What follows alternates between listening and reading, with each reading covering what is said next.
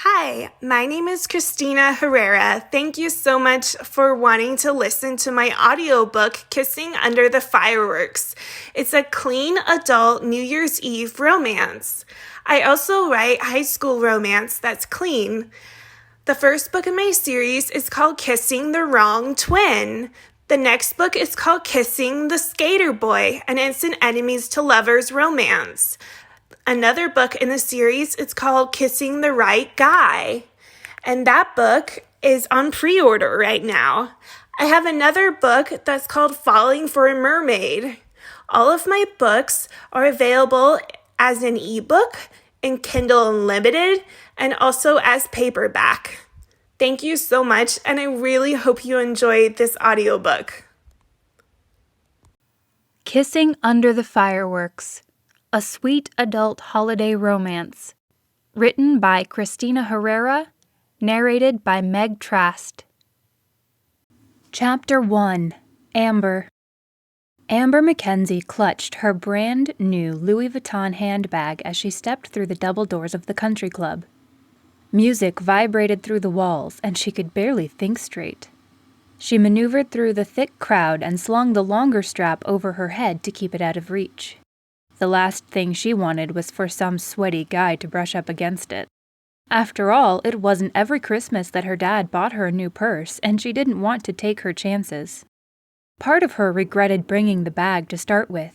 She didn't know her neighbor, Dustin, would have so many people show up to his party.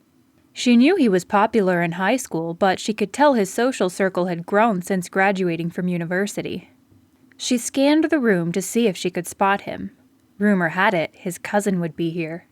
After seeing him in a couple of pictures with Dustin online, she already knew he was a sight for sore eyes.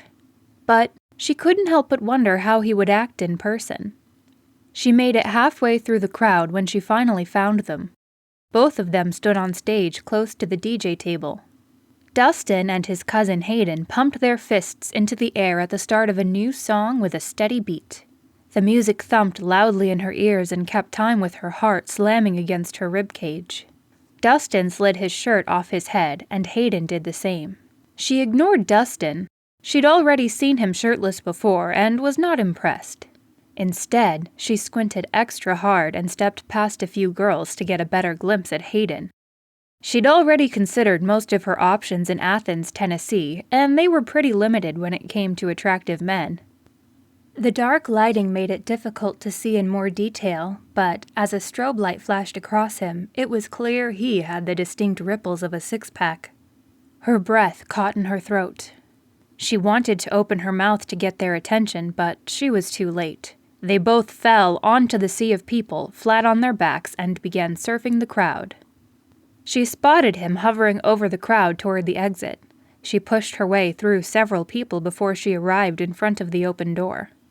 Her eyes grew wide as he slid down from the group of people holding him and collapsed directly into her embrace. She stumbled backward at the sudden impact. His entire body leaned against her, and she found it difficult to stand. Her Barbie blonde hair hung over her eyes, blocking her vision. She began to stumble to the ground, but he caught her before she did. He steadied her with his other hand until she regained her balance. They both sauntered into the hall to catch their breath. "I'm sorry, I swear, I'm not following you around." She cringed internally after the words poured out of her mouth. Would he think she was weird now? He shot her a confident smile. "That's fine by me." "Huh?" "There's a ton of people here. I'm sure it was just a trick of fate that I landed where I did." His blue eyes locked onto Amber's, and her heartbeat drummed inside her ears. "Right. I'm Amber, Dustin's friend." "Yeah, at this point, it's kind of like, who isn't?" "No, I mean, I've been his neighbor like my whole life." "Ah, I see." He grinned and extended a hand. "Hayden Hayes." A shiver shot down her spine as her hand slid inside his. "I think I've met you before." She wanted to slap herself for saying that. She gave a nervous shake before pulling her hand away. He probably didn't remember at all. "Really?" He stopped to think for a second before a look of recognition crossed his face. "I think I remember you now. Were you the little girl who knocked on Dustin's door trying to sell us Girl Scout cookies?" "Guilty." He scanned the length of her with a sideways smile tugging at the edge of his lips. "Looks like a lot has changed." Amber beamed. "You could say that." It wasn't long before Dustin came into the hallway in search of his cousin. "Sup, man?" he said, and pulled him into a man-hug. "That was some ride we had." Hayden shook his head, and his blonde hair followed. It was short enough to still look masculine, but long enough to stand out in a messy way that made her forget how to breathe properly. Hayden shot a flashy grin. "Tell me about it." "So," Amber interrupted, "I got the invitation for the party online, and I have to ask, why did you make the theme Boxing Day?" "Because Hayden here is from Victoria, British Columbia." Dustin slung his arm around Hayden's shoulder. "And there's nothing I want more than to help my cousin feel at home during the holidays." Amber smirked. "And does he?" Hayden shook his head and grinned. "Not totally." He put his hands up. "I mean, don't get me wrong, I love the gesture, but having a huge rager doesn't have a whole lot to do with my culture." Amber laughed. "Sounds like Dustin was looking for a reason to have a party." Dustin placed a hand to his heart. "Ouch, that hurts." "It's okay," Amber smiled at him. "You'll live." "Yes, but will he?" Hayden chuckled and slapped his cousin on the back. Dustin grinned and shook his head. There was a lull in the conversation before Dustin spoke up. "I say we get back to the party." Dustin arched an eyebrow. "After all, isn't that why we came?" "No, I came to talk to the new hot guy," Amber thought to herself and bit her lip before grinning. "Sounds good to me," Hayden said as he followed Dustin back into the sea of people. He took a few steps into the crowd before nudging his head for Amber to join. She took it as a sign. Amber wasn't entirely sure how she did it, but she could tell by the look in his eyes that he wanted her to stick around. She followed him as he meandered through the thickest section of the crowd. A cluster of people danced, so close together that Amber didn't know how they could even breathe, let alone have a good time. Finally, the three of them made it to a clearing in the center of the gymnasium. A couple guys strutted to the center and spun around on the floor so fast that Amber became dizzy. Dustin broke into the middle next. He strutted into a short run before doing a flip mid-air. Hayden followed behind him. He ran toward his cousin and flipped over twice. Show off. Amber couldn't help but smirk. She had the feeling Hayden had a competitive streak in him, but that didn't faze her. Multiple people jumped up and down, pumping their fists in the air until the gap filled in again. Hayden made his way back over to Amber. Right as he stepped in front of her, someone from behind rammed into him. The next thing Amber knew, her entire torso was molded against his. Once again, she found herself faced with his incredibly ripped abdomen, only this time she met it dead on. Her heart beat uncontrollably, and she breathed in the intoxicating scent of his cologne. She didn't know him very well, but she knew one thing. She liked him. Chapter 2. Hayden. Hayden's eyes enlarged about 3 sizes as Amber shimmied and dropped down low. He'd never met a girl quite like her before. Every inch of her curves lit his insides on fire. She made her way back up to a standing position, and the swish of her blonde hair sent a wave of coconut down his lungs. He couldn't take it anymore. He wanted to hold her close. But he wanted to keep her interested, and if he came on too strong, she might decide to look elsewhere. Several songs later, she was still dancing by his side. The constant swaying of her hips was driving him crazy. It was like torture to see someone so beautiful advertise their perfectly molded body directly in front of him without ever physically touching it. For a moment, there was a breach in the crowd, and a woman with dark hair and caramel streaks made her way over to them. Her smile revealed a set of stark white teeth. She bumped her hips against Amber's as some kind of greeting. Amber gave her an annoyed look. Did they know each other? She danced by their side until the end of the song. The next one was totally in Spanish. Hayden assumed Vanessa must be fluent because she sang along to the lyrics in a thick accent. Although, after a while, her words began to slur together and she tipped forward on her toes. Hayden realized she was drunk and caught her by the edge of the elbow. She must have taken it the wrong way because she wrapped her hands around his neck. He glanced over at Amber and her face turned dark. What could he do? He didn't want to be rude, but he also didn't want to lose Amber's attention. Vanessa stepped forward and pulled his body up against her own. He took a step back. He knew this girl even less than he knew Amber, and he didn't want to take advantage of her, especially because it was so clear she was intoxicated. She took hold of his face with both hands. Her breath reeked of cheap wine. He turned his head and was about to break free when Amber pulled her away from him. She looped the girl's arm through hers and dragged her through the crowd. He followed them to the exit on the opposite end of the room. Once they all stepped out, Hayden decided it was a good time to speak up, especially since neither one of them would have heard him earlier. The music was overbearing in so many ways. "Everything okay?" he asked. "Yeah, sorry," Amber replied. "My girl Vanessa might have had a little too much to drink." "I can see that." Hayden couldn't help but chuckle. "Don't listen to her. I'm totally fine," Vanessa whined. "I want to go back to the party." "Yeah, she's not fine." Amber lifted a brow. "I can tell." "I think we all can." Hayden laughed. Amber smiled but didn't laugh alongside him. "I should probably take her home." "That's a good idea." He shifted his weight between his feet.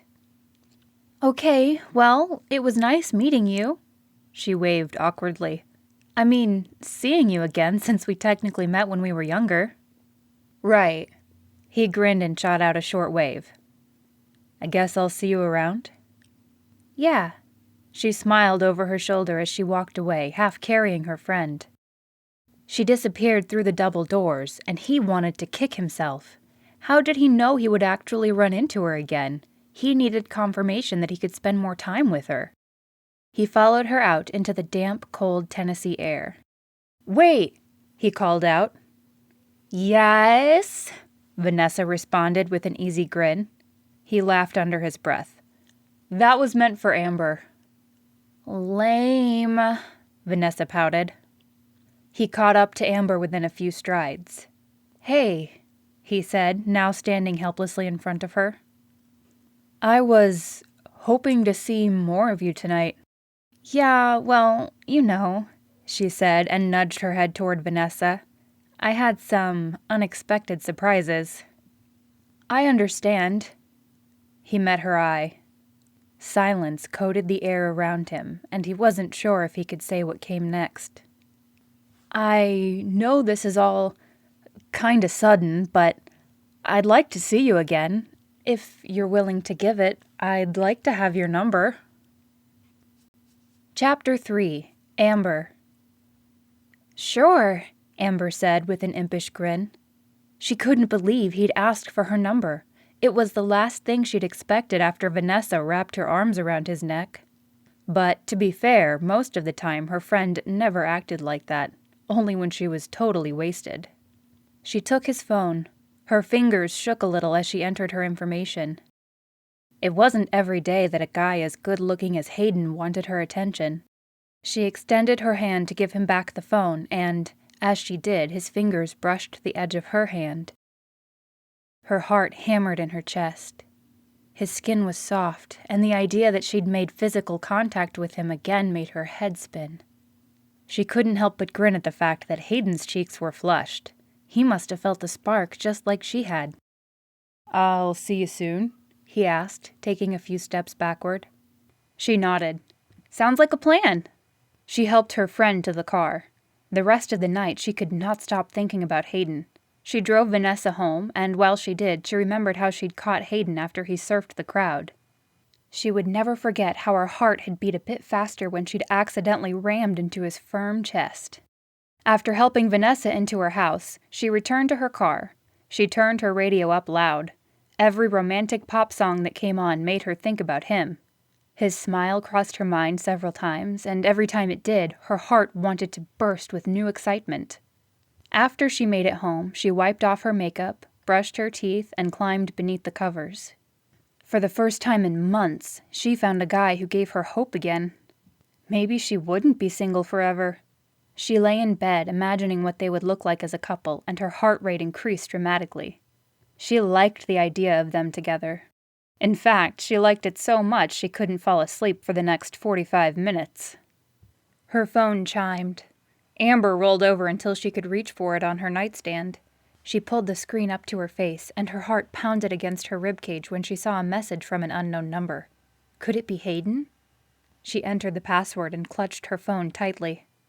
"Hey, Amber, do you have plans for today? This is Hayden, you know, the guy running around without a shirt on last night."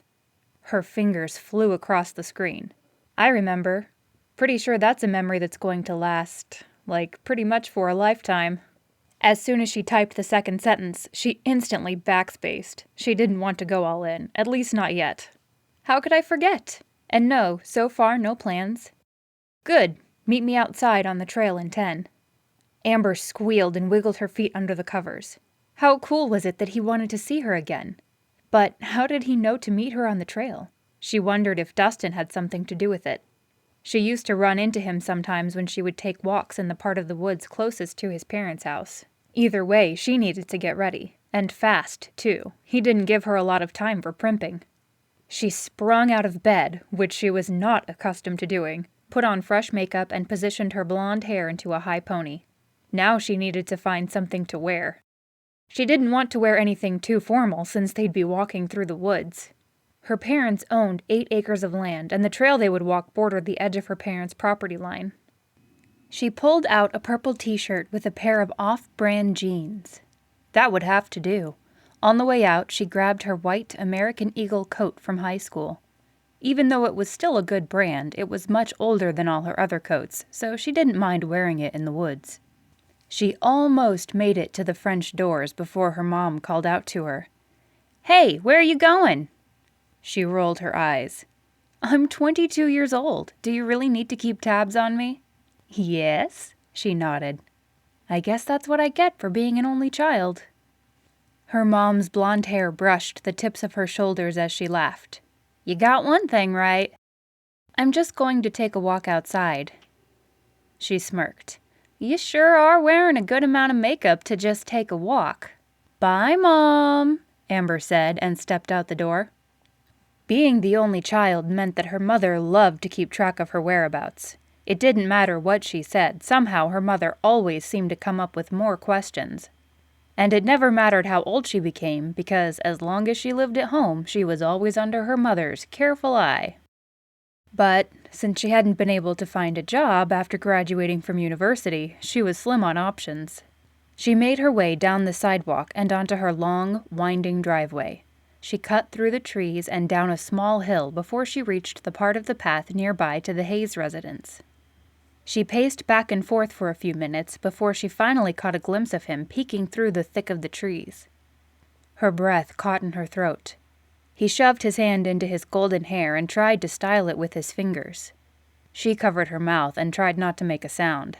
She could tell he didn't quite see her yet. She silently took a breath and steadied herself. She sucked in her stomach and pushed her bangs out of her eyes. Okay, it was showtime.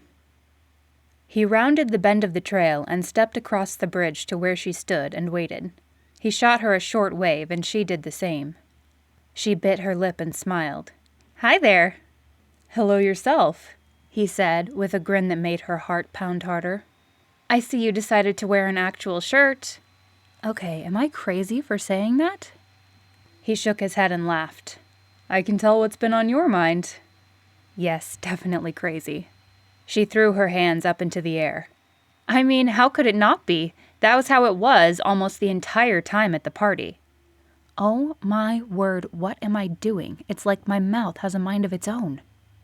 That's true. He shook his finger toward her and couldn't help but laugh.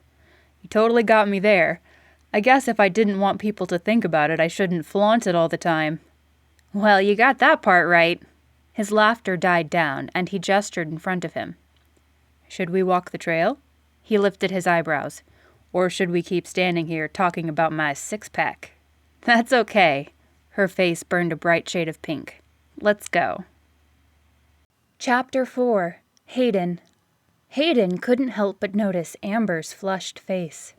He loved the idea that he could make her feel unnerved. She was cute when she blushed, and he liked that about her.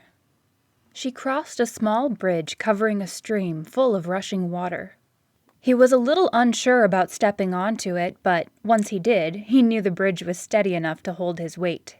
He made his way over to the other side. So, where did the bridge come from? I don't remember it the last time I was here. Her blush faded at the change in topic. My family finished building it a few weeks ago. Is that so? He took one more glance back. It looks like they put a lot of work into it. He grinned. Heck, I bet you could even get a horse across that thing. I don't know about that. She beamed with pride. But we built it so we could get our lawnmower across. That's awesome. Wood chips crunched under his feet.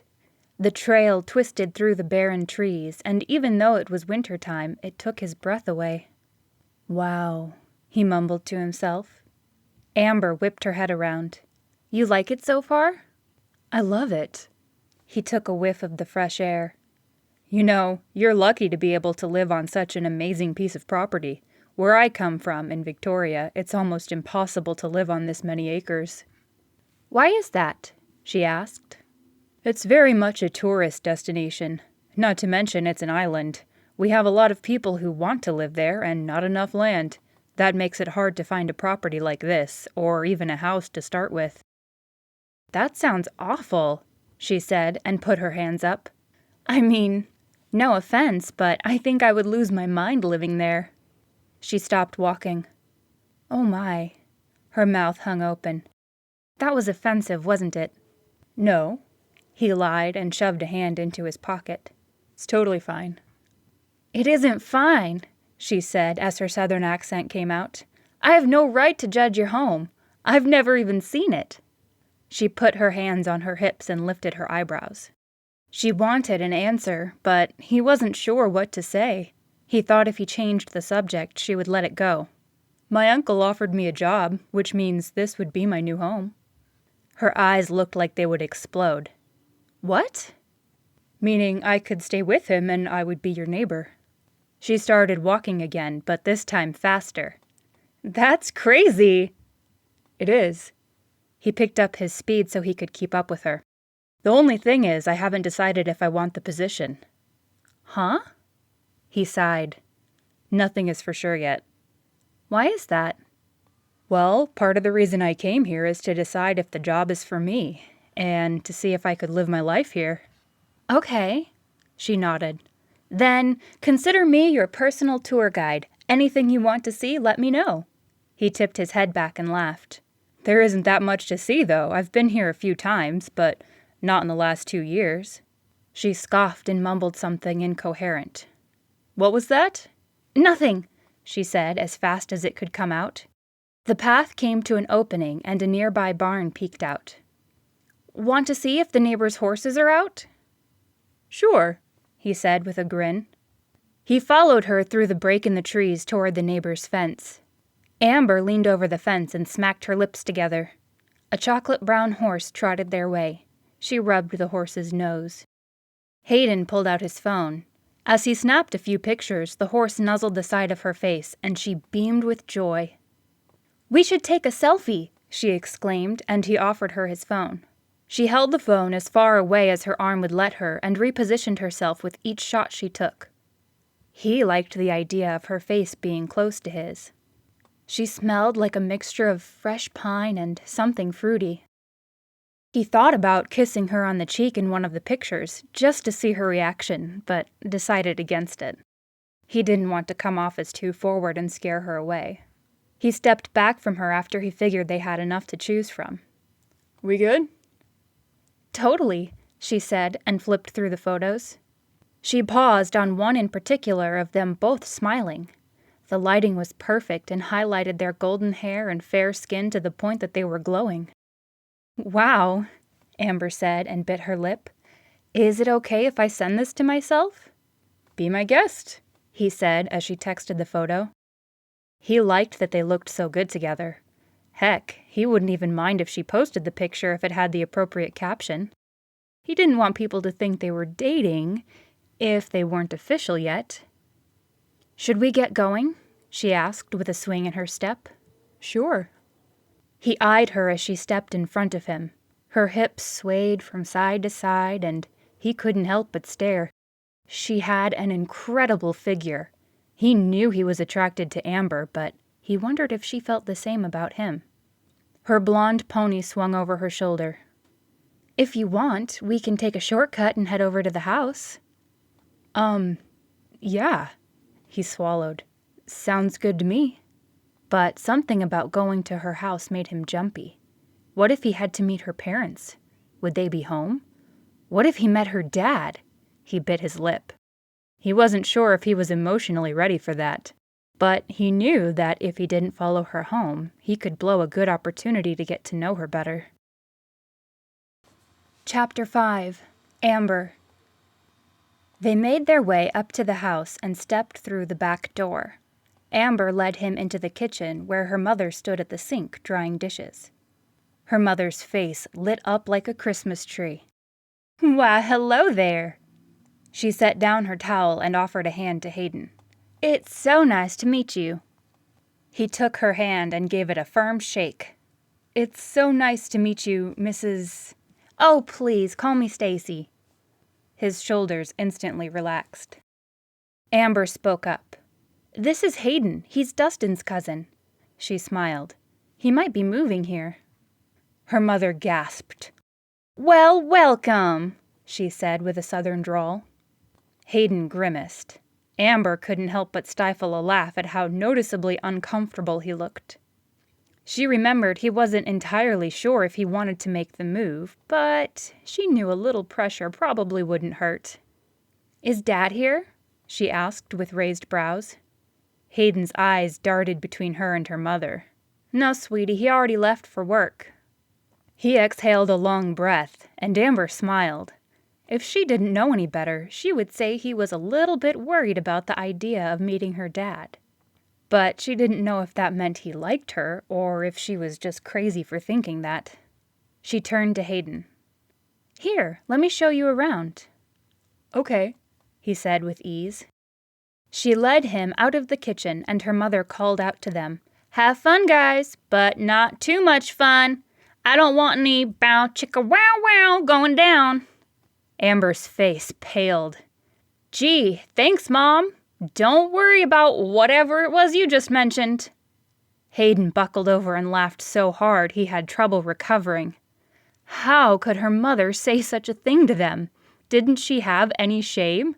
She'd thought by now her mother would be less embarrassing. She took him down a long hallway before stepping inside her bedroom. She gestured to her tall dresser with trophies, tiaras, and sashes decorated over it.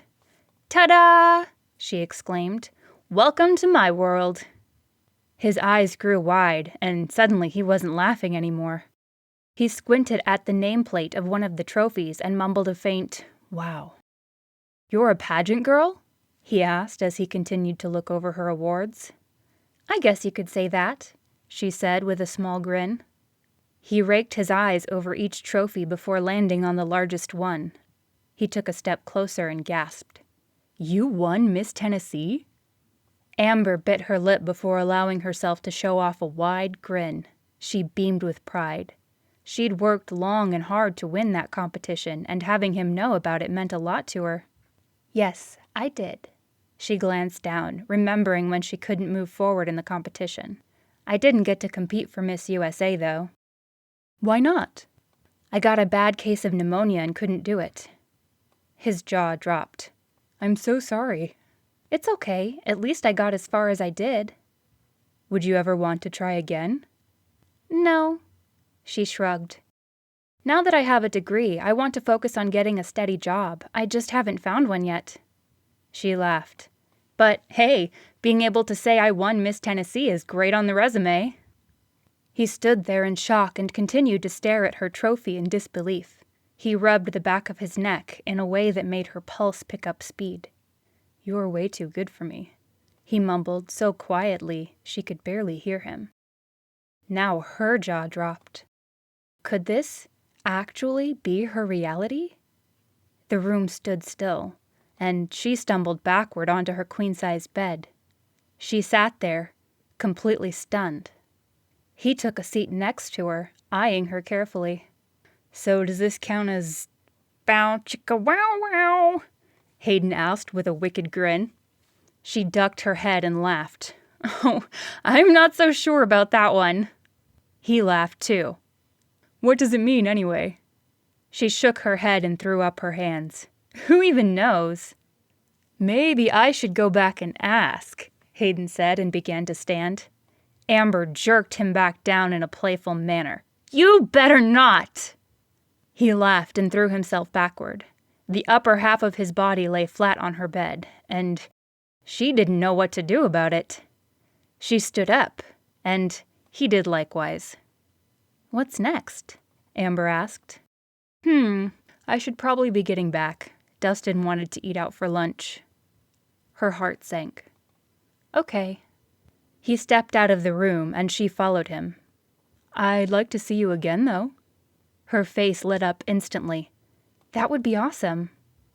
She walked him through the living room, and he opened the entryway door. Are you free tomorrow night? Mm-hmm. She beamed. What time? 7. He looked deeply into her eyes, and she found it hard to breathe. I'll pick you up and we'll go out. Where? I'll surprise you. Just make sure you're ready to eat. He winked, and her heart felt like it was ready to burst. See you then, she said as he waved and stepped out. Chapter 6. Hayden. Hayden showed up on her doorstep 2 minutes before 7. He took a deep breath. This would be their first official date. That is, if them taking a walk around her parents' property didn't count. He rang the doorbell. I can do this, he told himself. She's just a person, even if she was Miss Tennesse. It wasn't long before the door swung open. His heart beat a little faster at the sight of her. Amber's blonde, loose waves framed her face, and her shirt hugged her curves in such a way that he forgot how to breathe. Hi. He shook his head and smiled. You look great. Thanks. She glanced over his nice but casual button-down shirt with dark jeans. You don't look too bad yourself. Thank you, he said and shoved his hand into his pocket. And then it happened. Amber's father appeared from behind the kitchen door. He towered a good 4 inches over him. Hayden's feet stayed frozen in their current position. He needed to relax, but he didn't quite know how. Hello there, her dad said and offered him a hand. He gave it a firm shaking. Nice to meet you, Mr. Mackenzie. He waited for him to say it would be all right to refer to him by his first name, like Amber's mom had earlier. But the invitation never came.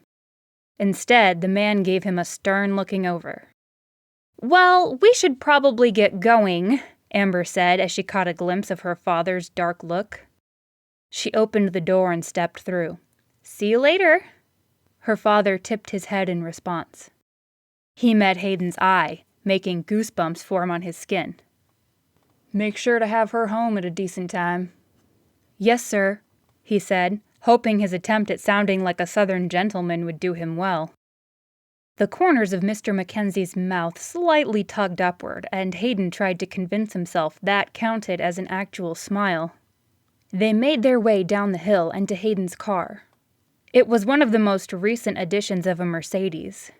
Its black color stood out against the lifeless trees surrounding it, and it made Hayden's heart swell with pride. He loved that car, even if it did technically belong to Dustin. He opened the door for Amber, and she smiled, her face only an inch away from his own. Thanks. Anytime, he said, with a lopsided grin. He climbed into the other side and put the car in reverse. As he pulled out of her driveway, he said, I was a little shocked your dad didn't come out with a gun. She laughed. Not all Southern fathers do that. I know, he nodded. I just got the vibe that he might have wanted to. No, not my dad. She shook her head. He just wants me to have a good time. You sure? She bit her lip and paused. Uh-oh, that can't be good, he thought. To be honest, he was a little concerned about you being from so far out of town. He's always wanted me to find someone in Athens. Ah, I see. He thought about that for a moment. But doesn't he know that I might be moving to Tennessee? He does. And then it got quiet. If he knew that I might be moving here, why would he be concerned? After a while, the answer finally dawned on him. It could be that her dad didn't believe he would be good on his word, that he would act like he would move but then never truly follow through with it. He shook his head. That had to be the real answer. You okay? No, I'm good, he said as he pulled into the restaurant. Her eyes lit up as she caught a glimpse of the sign that said Hayes Barbecue. Her face beamed with pride. You didn't tell me we were going here. He shrugged. I wanted it to be a surprise. He slid into a parking space and walked to her side of the car to open the door. Only, as he got there, she was already stepping out. I was gonna get that for you, he said and swayed back and forth. You don't have to keep opening my doors, she smiled. It's sweet, but you don't have to do it all the time. Was he crazy for acting too polite? His cheeks burned. Was he making her feel uncomfortable? She shut the car door and grabbed his hand. She slid her fingers through his, and he couldn't believe how lucky he was. Her hand fit inside his like the last missing piece to a puzzle. He took a small breath. Her skin was so smooth and soft. He hoped her hand would keep finding his for a long, long time. Chapter 7. Amber. What just happened? It was like her hand didn't think twice about reaching for his, but it sure sent her heart rate into overdrive. Although, as they made their way across the small parking lot, he met her gaze, and she knew from the glint in his eye it must have been okay. He released her hand and opened the door for her. She laughed. You just can't help yourself, can you? Honestly, I really can't. He walked in behind her. You know, she whispered, you're actually a lot more of a gentleman than most of the guys I've dated around these parts. He beamed. Sounds like you don't have to be raised in the South to have some decent manners. She bit her lip. You got that right. He stepped up to where the hostess stood. Can you give us a table? The wait time is 20 minutes, she said with an edge to her voice. What's the name? Hayes. He lifted an eyebrow. Hayden Hayes. Her jaw fell open in a split second. You mean from the Hayes family that... Yup. He nodded with a smile. That's us. She instantly stood up taller. Right this way. She led them to a table with a window that looked out onto the lake. Wow. I'm guessing you're happy with my surprise so far. Of course!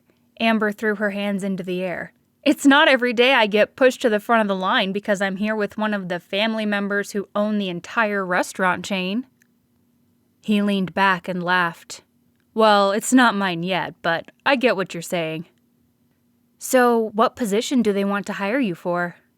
CEO. She gasped. Wait, what?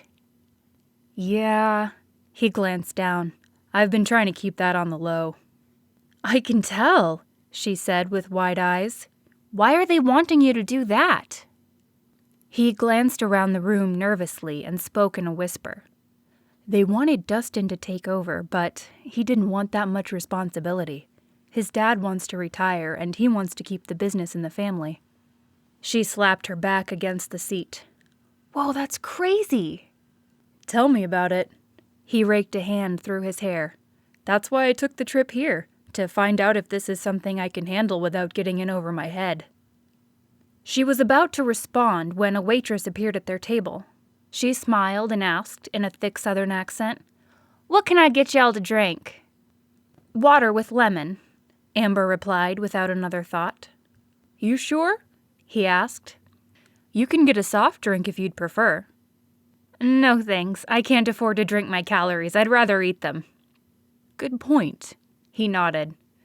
I think I'll get water with lemon as well. After all, squeezing lemon into your water is a pretty Southern thing, eh? Yes, that's right, she laughed. See, you totally have this down. You'll be an awesome CEO. The waitress's brown eyes suddenly enlarged a good 2 sizes. She bit her lip and glanced back and forth at them at a fast pace. They took a moment to read over the menu as the waitress ogled them. Amber blushed and sank down into her seat. She didn't realize the waitress had been so close by. Amber finally said, "I'm ready if you are." He set his menu down. "Yes, let's go ahead and order." "I'll have the barbecue combo with fried okra and cabbage casserole." The waitress jotted it down, her hand shaking at every stroke of her pen. "I'll have the same."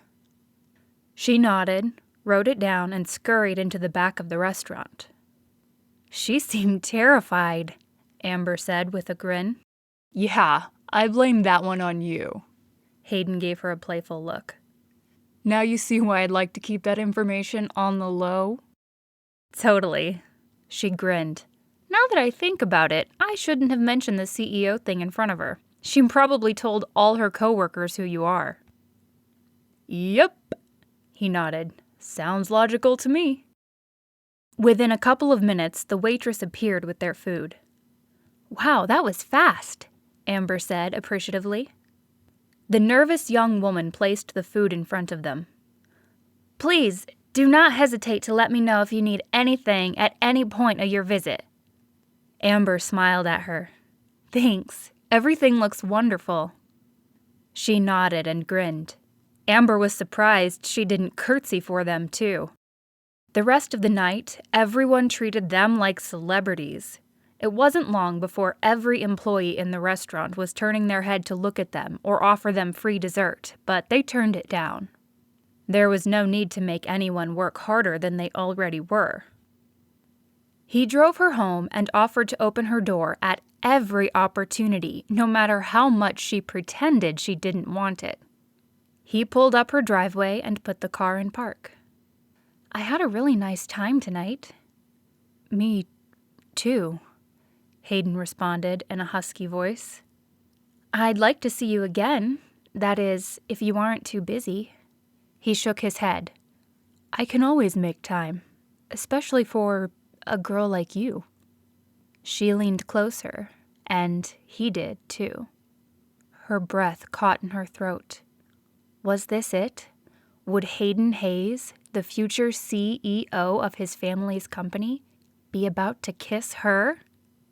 Her heart wanted to burst. She couldn't believe it. It was too good to be true.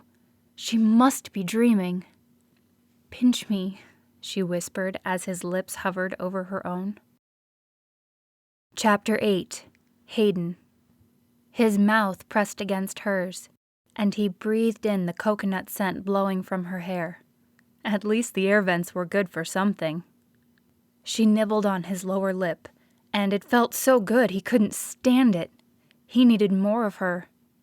His hand brushed the side of her chin and slid into her golden locks. She clutched the back of his neck tightly as the kiss deepened. His mouth danced against hers in a playful manner that left goosebumps trailing across his chest. She leaned her forehead against his. "Oh my gosh, I had no idea you were so good at this." He dove in for more, pulling her face a good inch closer. Her mouth parted open, and his insides lit up like a raging fire. Every inch of her mouth tasted sweet, almost like honeysuckle. Next thing he knew, she wrapped both hands around his face. She stared into his deep blue eyes. Her mouth slightly opened, but she didn't say anything. Instead, she pressed her lips against his again, but this time with so much skill and precision that it made his head spin. All of a sudden, she jerked backward, gasping for air. But only, as she did, her elbows smashed against the steering wheel, causing a drawn-out honk to escape the car. "There goes our cover," he said with a short laugh. She rolled her eyes and tipped her head back. "Oh, I'm so sorry." "It's okay," he said as she stepped out of the car. It didn't take long before her mom came out of the house. She stood about 20 feet away and waved frantically. Amber's eyes flashed to her mom's face with a heated stare. He felt bad for her. How embarrassing it must be to have a mom who constantly wanted to keep her nose in her business. He shook his head. They needed time to hang out and talk without anyone interfering. He smiled as an idea crossed his mind. How about you meet me in the woods later tonight, after your parents think you've been asleep for a while, and then we can talk without anything stopping us. He tipped his head forward. Sound like a plan? She winked at him, and his heart wanted to burst. Sounds like one to me. She began to walk away before she called out over her shoulder, "Text me!" He grinned and laughed. As he pulled out his car, he stopped in the driveway for a second. Amber was talking to her mom. He couldn't tell what they were saying, but he knew whatever it was, it probably wasn't good. Amber's mom did not look pleased about the way Amber waved her arms in the air and raised her voice. They stumbled into the house, and the door closed with a slam. He shook his head. He was grateful he wasn't a part of that episode. He drove home, which wasn't too far since he was staying in Dustin's house.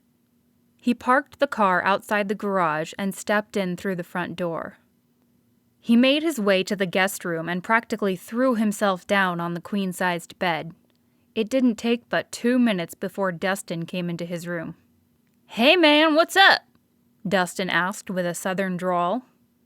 "Not much, just trying to relax before tonight." "What do you mean? I thought you already went out." "I did, but I plan on meeting her out in the woods later on."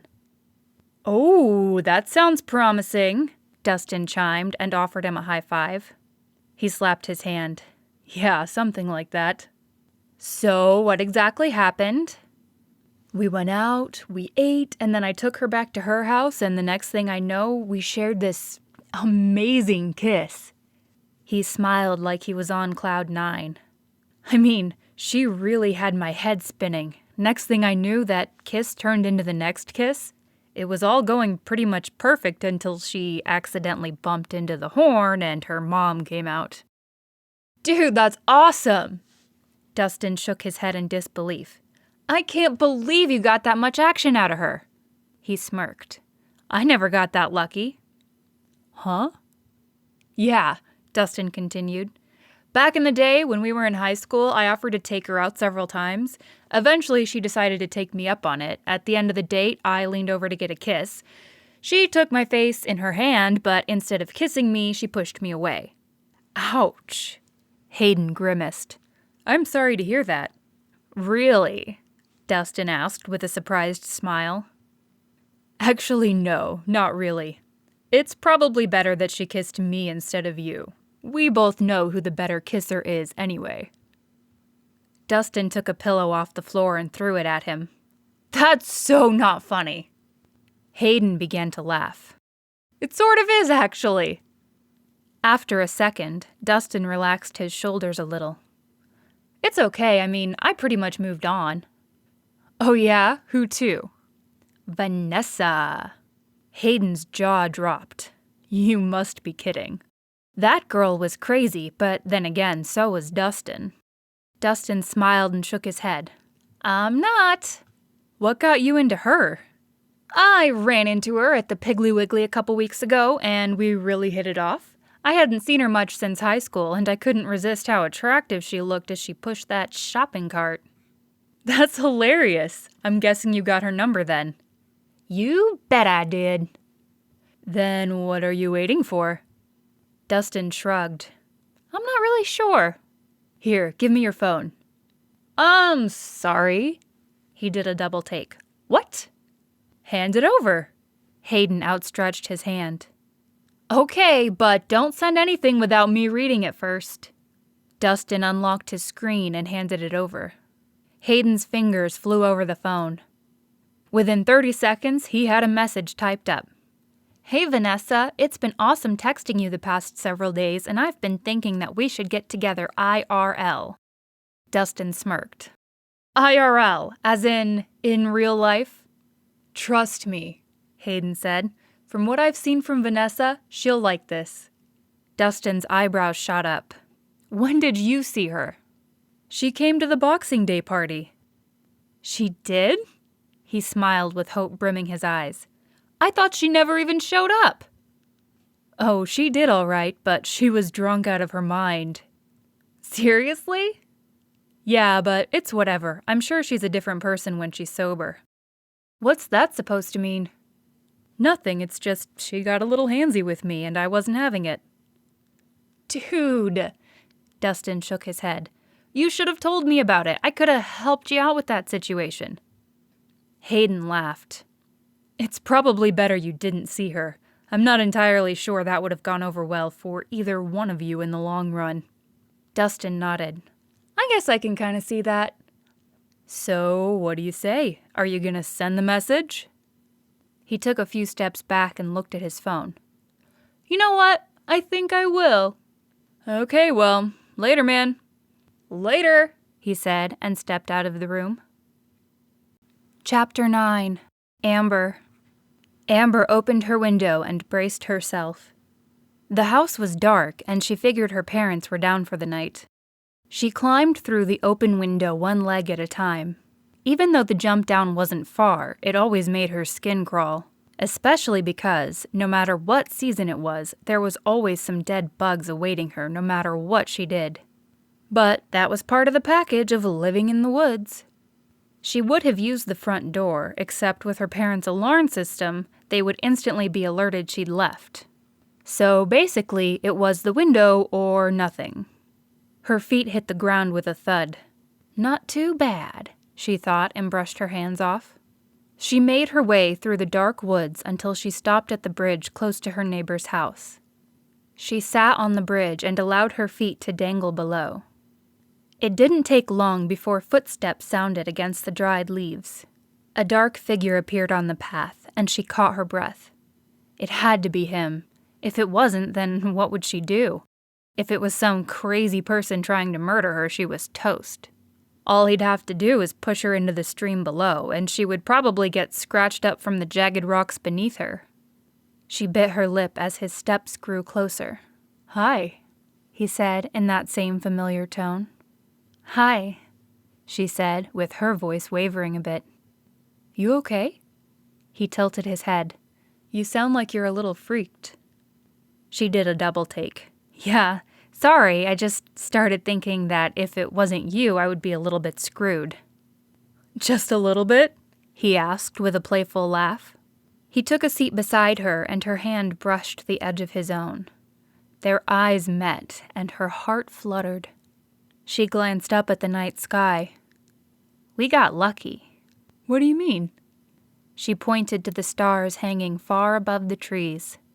"The sky's so clear tonight." He grinned and covered her spare hand with his own. She gasped and arched her back to get a better view.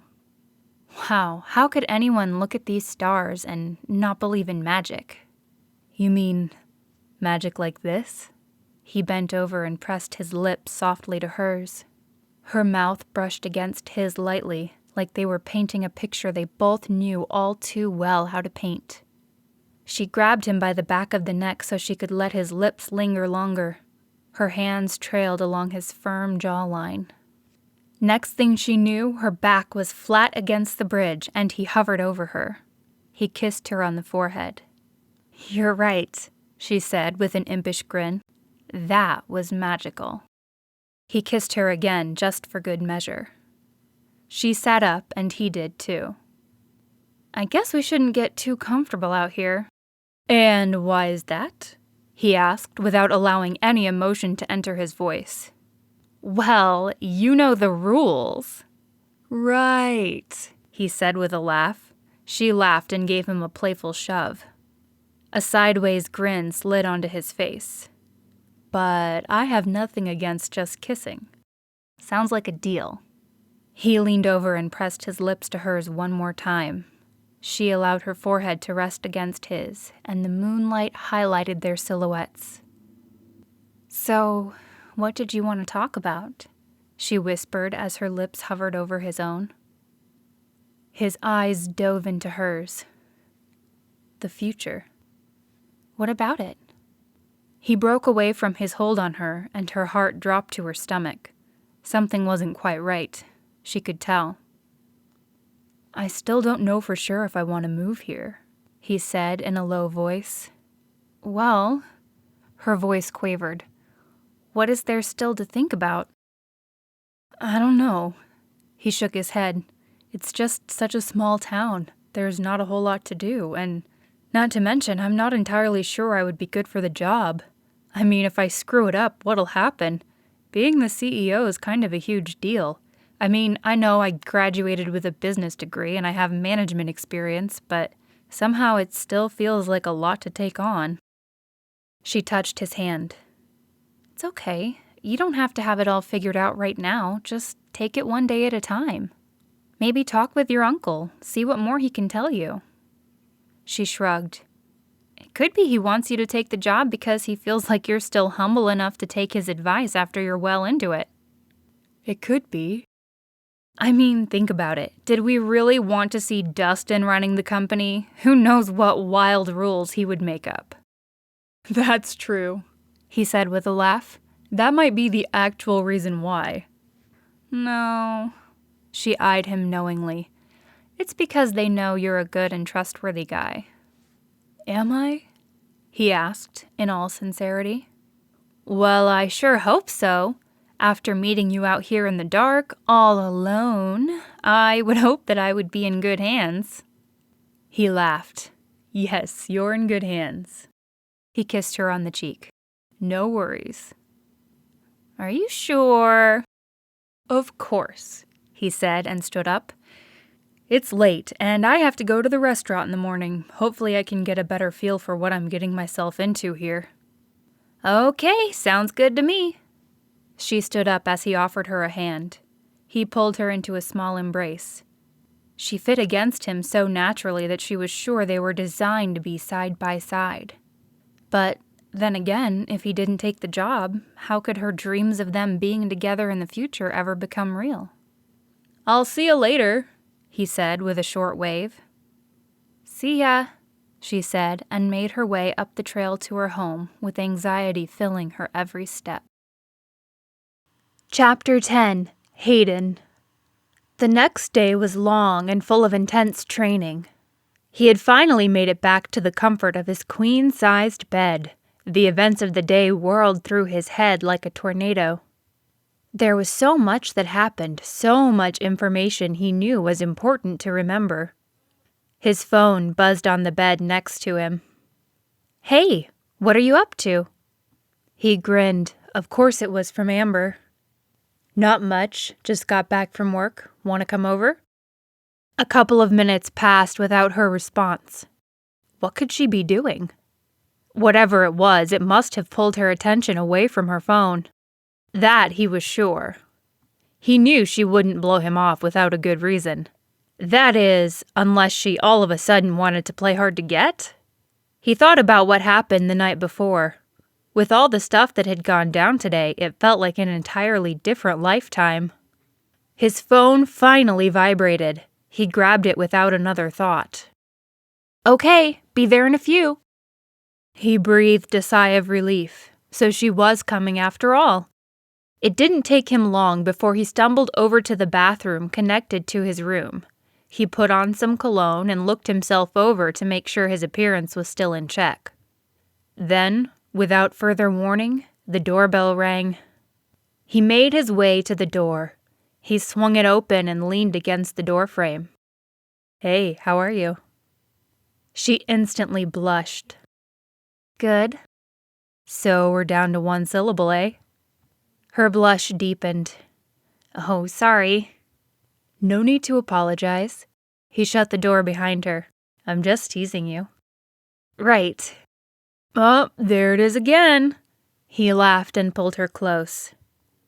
"Not funny." She pushed him away. "There, that was two." "Hey, what did I do wrong?" "Nothing," she said, with a little shrug. "No, really, what is it?" She turned her back to him, and he gently pulled her around to face him. "Can we go somewhere to talk?" She lifted a brow. "Privately?" "Okay, sure. Let's go out on the back porch."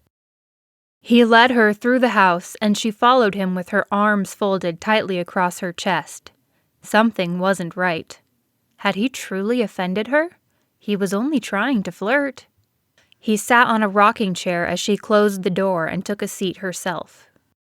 "What's going on?" he asked in a sincere tone. "I've been talking to my mom all day." Uh-oh. He rested his head in his hands. That can't be good news. It probably won't be. He cringed. What all went down?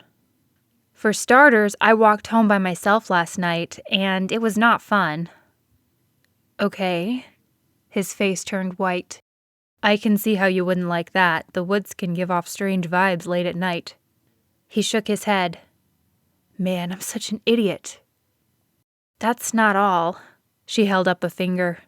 I was having such a good time with you. We spent time under the stars. We kissed. It felt like we really had something there. Okay. He lifted a brow.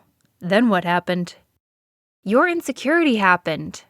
She threw her hands up.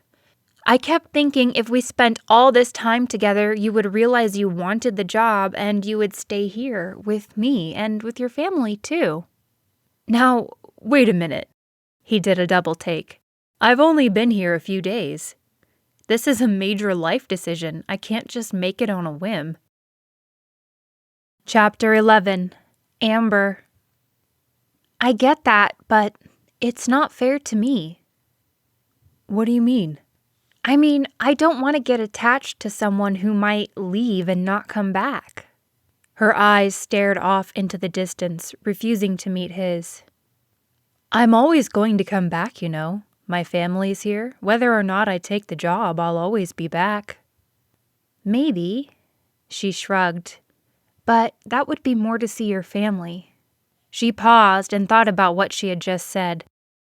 Or am I going to be the girl you randomly make out with whenever you come back to visit? No, he shook his head. That's not... Save it. She held up a hand. Until you can figure this out, I think I'm going to need some space. She stepped off the porch and made her way to the edge of the trail leading back to her house. So that's it? He called out. Yeah, it is, she said, and disappeared into the trees. Once she was a bit deeper into the woods, she turned around to see if she could catch a glimpse of him. He let out an anxiety-induced sigh. He hunched over and rested his head inside his hands. What had she done? Was she an idiot for saying those things? Would he ever want her in his life again? Would he ever hold her in his arms again and kiss her with tender lips? She stumbled deeper into the woods. She couldn't think about it. She had to keep it together.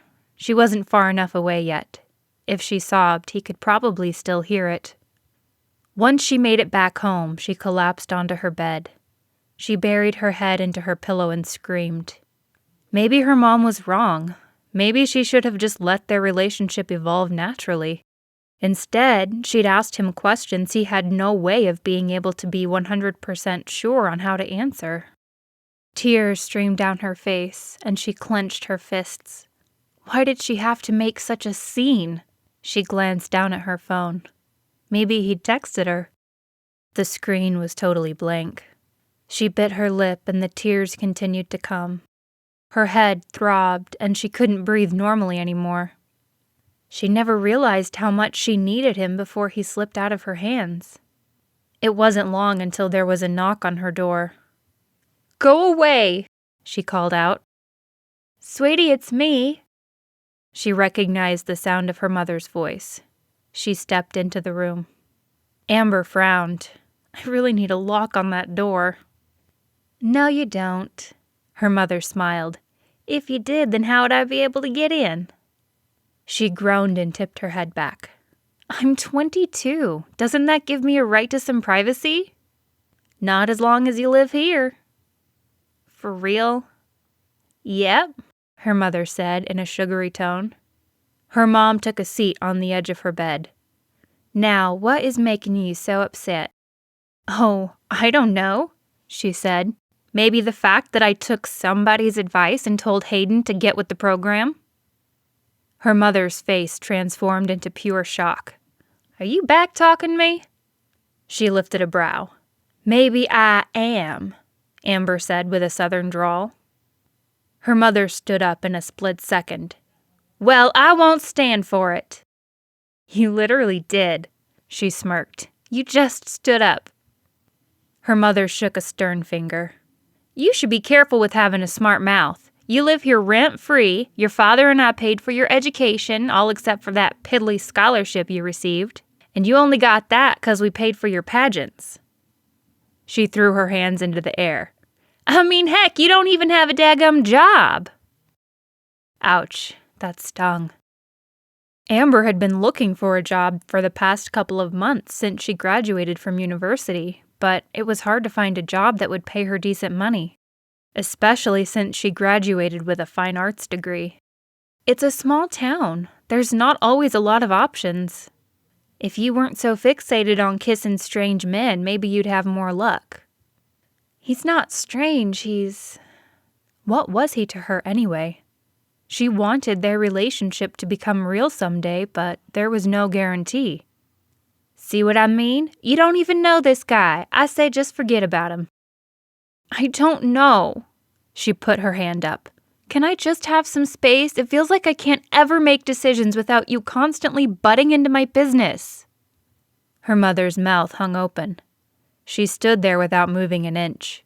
Her hand trembled, and she made her way to the door. She turned around before she stepped out. "I'm sorry you feel that way." She paused.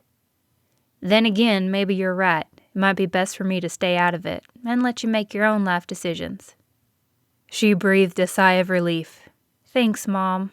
I'm sorry I back-talked you." Her mom gave her a small grin. "It's okay. I think I was a bit out of line myself. The important thing is we don't let a problem stop us from loving one another." Her mother closed the door. This type of conversation happened often with her mom. One moment they had a normal conversation, and the next they were angry with each other. But over time, she learned to make up with her mom sooner than what was normal for most people. But the last thing her mom said made a lot of sense. Maybe Amber shouldn't let problems detract from how she felt about other people, especially if that problem was something beyond her own control. And that made her think about Hayden and how she longed to fix what went wrong between them.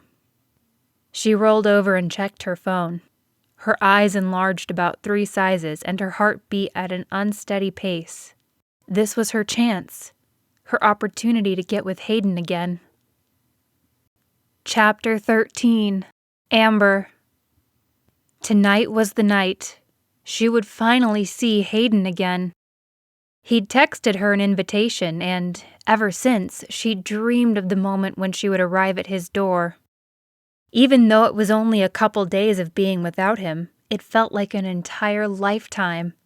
She needed to know if he cared about her still, and she knew asking him would take courage. Amber forced herself to make the first knock. To her surprise, Vanessa appeared at the door. "Hi there." "Hi," she said in return. "I didn't think you would be here." "Dustin invited me." "That's interesting." Amber had been to their New Year's parties before, and they usually kept them fairly small, consisting mostly of family members. Although this time, Amber's parents didn't feel comfortable showing. Not after Amber begged them not to come. She couldn't bear the idea of them ruining her chance to get Hayden back into her life. She stepped in through the door and casually scanned the house in search of Hayden. So far, she didn't see him, so she took a seat on the couch. As the seconds ticked by, her knees began to bounce.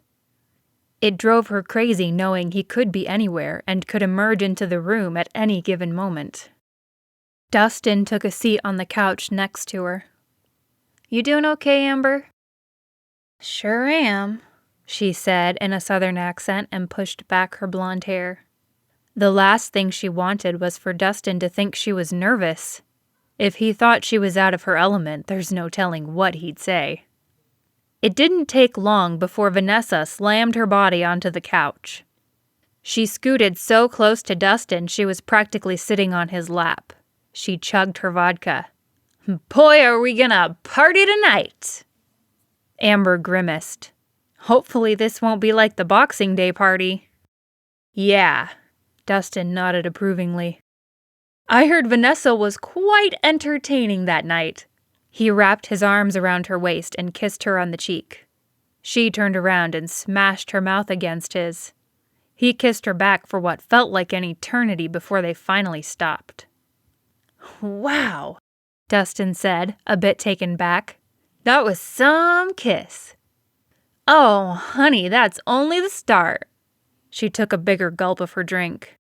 Yeah, maybe y'all shouldn't be left alone, Amber said. What? Dustin asked in a shocked tone. It's not like I would take advantage of her when she's drinking. He placed a hand to his heart. After all, we know I'm a total gentleman. Psh, she rolled her eyes. Like that's true. Oh, whatever, Dustin replied. You're just bitter 'cause you don't have a makeout buddy for tonight. Dustin smirked. You probably won't even get a New Year's Eve kiss, huh? If looks could kill, Dustin would be long gone by now. Hey, don't look at me like that. I was only messing with your head. I'm sure Hayden will still give you a shot. A shot at what? Hayden asked, making his way into the room. Amber instantly cringed. She tried to distract herself by glancing him over. He sported a baby blue polo with dark jeans. His blonde hair looked different today. It was messier than usual, but in a tossed-up way that made her heart melt faster than before. Dustin grinned and shook his head. Don't worry about it. Phew, at least Dustin has some decency. She needed to change the subject, and fast. So, where are your parents? They're out back. Dustin pointed behind him, and she assumed he meant the back porch. They wanted to see the neighbors' fireworks go off. There was a small pause in the conversation. Hayden took a seat next to Amber, but kept a good measure of space between them. Amber twisted her fingers together. She was so nervous she couldn't handle it. She forced her hands into firm fists by her side and tried to breathe at a normal pace. She shouldn't be nervous, but she was. She didn't want anything to mess this up. She wanted Hayden to make things right, forgive her, and ultimately choose to give them a second chance. But instead, he pulled out his phone and began to scroll through a news app. Who would care about the news at a time like this? She needed to get his attention back on her, but she wasn't entirely sure how. Vanessa scooted closer to Dustin until she completely made her way onto his lap. She swung her drink side to side in the air. Isn't this the best party ever? Looks like somebody's getting drunk, Amber said, out of spite. It sure is, Dustin said, totally ignoring Amber's remark. He pulled Vanessa closer and slid his arms around her back. She kissed him again, but this time with much more force. He kissed her back, tightening his hold as the kiss intensified. Wow, Amber said, completely unamused. I didn't know the invite was actually for a makeout party. Vanessa broke her hold on Dustin. It's not a makeout party because you have nobody to make out with. Vanessa cackled a laugh that could only come from someone who wasn't in their right mind. Even though she knew Vanessa wasn't thinking clearly, she couldn't help herself from being mad at her. Amber crossed her arms. Some friend, she mumbled half-heartedly. Tell me about it, Hayden said with his chin leaning against his hand, still hovering over his phone. She couldn't stand it anymore. She needed to speak with him, alone. I'm sorry, but do you mind taking us somewhere where we can talk? Sure, I guess.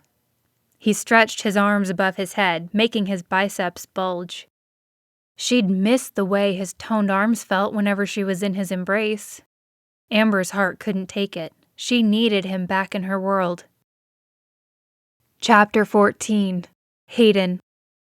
Hayden stood up. Let's go to the front porch since the back is already taken. She nodded and followed him. He took a seat on a rocking chair, and she did the same. So, what did you want to talk about? Us, she responded. There's an us? Her mouth dropped open. Wait. I'm joking. He put his hands up in defense. That's so not funny. She slapped the back of his arm. Hey, what's that for? For messing with my stupid heart? Why is it stupid? She rolled her eyes with sass. For falling for a guy who apparently couldn't care less? That's not true. He shook his head. Not true in the least bit. She sat forward on her seat. Then why are we playing these games with each other? This isn't a game. He drew his eyebrows together. This is my life. I have to make a hard decision here. He clenched his jaw. It's not easy, but it should be easy. How? He grimaced. How can I decide what's the right answer here? I'm not sure you realize what you're asking of me. I'm asking if you feel something. Her words hung dry in the cold Tennessee air. I like you. I do. It's just you don't know if you like me enough. No. He clenched his fist. That's not what I'm saying at all. She finally stood up. Then tell me, what are you trying to say? He stood up next to her. Honestly, I don't know what I'm trying to say. I don't know what I'm doing here in the first place. Huh? She bit her lip. What do you mean? He rested his hands on top of her shoulders. He took a deep breath and tried to recollect his thoughts. If he was going to say this, he needed to make sure he said it the right way. No more stumbling over clumsy words. When I came here, I didn't know what to expect. I wasn't sure people would even like me here. That's part of the reason Dustin threw me the Boxing Day party. And then I met you. His eyes dilated. When we danced together, I couldn't help myself. You were so gorgeous. I just knew I had to get your number. And later, I got to know you better, and we kissed. Then we snuck out late and kissed even more. My head was spinning that night. The stars, you, everything felt right. Until I remembered the lingering question of whether or not the job would be right for me. And now we're back to square one. Hayden's heart hammered in his ears. Please don't say that. Why shouldn't I? She stepped a few feet off the porch. He followed her. Wait, Amber! I want you to be part of my world. You do? She turned to him. Because I feel like I'm getting some major whiplash here. One moment I feel like you couldn't care less, and the next you suddenly want me? His hands trembled by his sides. Look, I'm sorry, it's a complicated situation, but I know I want to work through it. He grabbed her hand. I want you to give us another shot. I want to. Her eyes grew wide. I really do. Then what's holding you back? I don't know. She shrugged. Maybe the fact that when we're over and done, you could get on a plane to Canada and never come back. I will admit, I am going to Canada in a few days. She froze in place. You actually are? He nodded. I am. That was always part of the plan. Then why did you even bother with me? Her voice trembled and her eyes grew weary. No, that's not what I'm trying to say. He touched his hand to her face. I'm going back to Canada, but that's because I already had a return ticket. That doesn't mean I don't have plans to come back. Like when? He shrugged. I don't know. Then what does that mean for me? It means we are going to have to sit it out for a while. Maybe we can try long distance, see if we still like each other when we're not kissing. I'm sure over time we'll both know if this is right. He stroked his index finger over the side of her face. Don't you want to find out? I thought I already knew. Tears welled in her eyes. Hey, don't cry. He kissed the top of her forehead. What should he do? The last thing he wanted was to make her more upset. He needed to make things better, not worse. He just didn't know what his future would be like, but he wanted to make sure she could be part of it. Chapter 15. Amber. Amber's heart ached inside her chest. What was she going to do? Hayden would be leaving in a few days, and she would be left to live her life without him physically in it. He cupped his hands around her face. Please, try to look on the bright side. How can I? She asked in between sobs. Because you're a strong and incredible woman. I'm sure you can handle this. I mean, you won Miss Tennesse. You can do it. Just because I earned a title doesn't mean I'm capable. Okay, fine. He took a breath and tipped her chin until her eyes locked onto his. Will you do it for me then? Do what? Wait a little while. He pulled her closer. I'll be back. I promise you that. She thought about it for a minute. He already had a ticket home. Either she agreed to wait on him or she lost him altogether. Okay, she nodded. I'll do it. He wiped a couple tears off her face. That's my girl. He squeezed her tighter. She nuzzled her nose into his warm arms. He smelled good to her. She smiled against his chest. They remained in this position for a good minute before she looked up and said, Well, what are you waiting for? Kiss me already. You don't have to ask that twice, he said with a smirk. His mouth pressed against her own, and her heart expanded.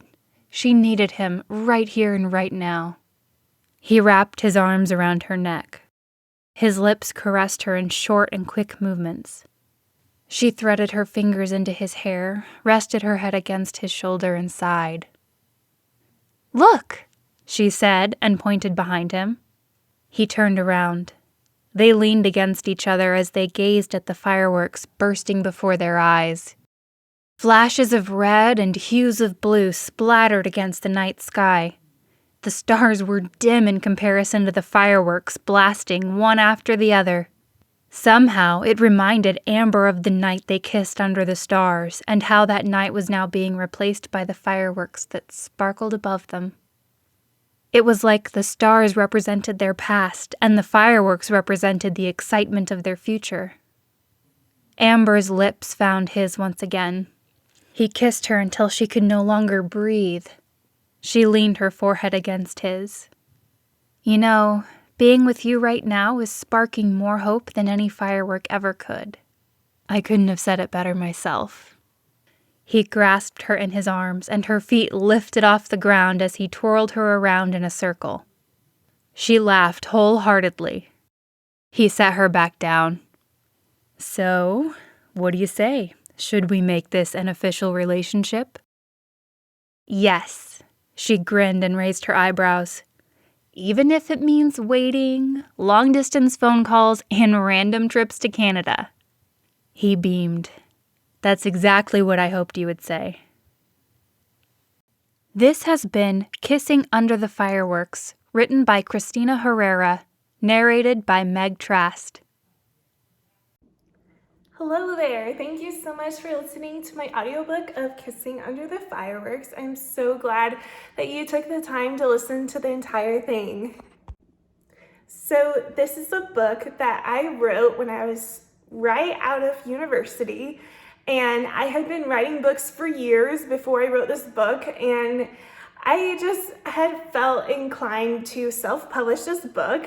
Even though a publisher originally wanted to publish it, I just wanted to put things out on my own, and I'm really happy with self-publishing. It's been a great journey for me. I spent many years searching for a publisher. I spent many years sending query letters and getting rejected, and so I now have several books out right now. I don't have all of the books with me because some of them are still coming in the mail, but this is another book of mine called Kissing the Skater Boy, and it's an audiobook too, and I also plan on putting it on YouTube, and so hopefully if you liked this audiobook, you'd be willing to listen to a little bit of a longer one. I'll read you the blurb if you have a minute. A cocky skater boy, a studious newspaper editor. Enemies can still attract, right? It all started at our small private school Hidden Shores Academy on the first day. The new kid was texting me as I came down the stairs. His longboard slipped out of his fingers, smacking me right in the face. His first reaction should have been to check if I was okay, but no. His gut instinct told him to check and see how his precious board survived the attack. Of course, he ended up in all of my classes. No matter what I do, he keeps finding ways to talk to me. But I'm not interested in him. I'm trying to stay focused on my position as head editor at my high school's newspaper. I have dreams to chase. I'm applying for a journalism scholarship. I don't have time for a know-it-all boy like Justin. Besides, I had a boyfriend before. It didn't end well. The last thing I want is more drama, and I can tell by the smug grin on the skater boy's face that he's full of it. He may be my worst enemy, but there's something about the way he hasn't given up on me that makes me wonder if he's not so bad after all. So yeah, this is Kissing the Skater Boy. It's part of a standalone series. The first book is Kissing the Wrong Twin.